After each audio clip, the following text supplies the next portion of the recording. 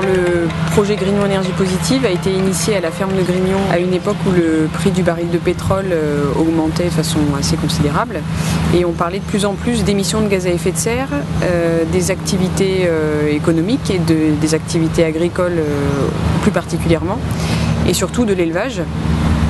Et donc l'idée a été lancée de faire à la ferme de Grignon une plateforme de démonstration sur les questions de consommation d'énergie et d'émissions de gaz à effet de serre en agriculture.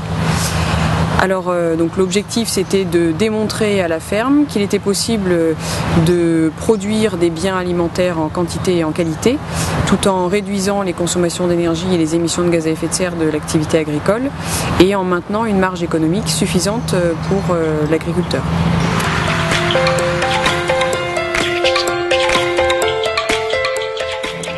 Le projet Grignon Énergie Positive est né à l'été 2005 avec trois principaux objectifs. Le premier étant de réduire les consommations d'énergie et les émissions de gaz à effet de serre en agriculture. Pour cela, nous avons eu deux principaux axes. Un axe plutôt technique, où là sur Grignon, dans un premier temps, on a fait nos preuves en termes de réduction de consommation d'énergie et réduction des émissions de gaz à effet de serre. Ça s'est traduit en fait entre 2006 et 2009 par exemple par une diminution de 40% des consommations d'énergie pour produire 1 litre de lait ou une réduction de 25% des émissions de gaz à effet de serre. Autre exemple, le yaourt produit à Grignon émet 155 grammes de CO2 par pot de yaourt. Si on se compare à un autre yaourt qui a fait le même bilan, c'est celui de marque distributeur Casino, il est à 310 grammes de CO2. Donc on peut voir que sur Grignon, on est bien performant sur ces indicateurs. L'autre axe du projet Grignon Énergie Positive était plutôt un axe de communication.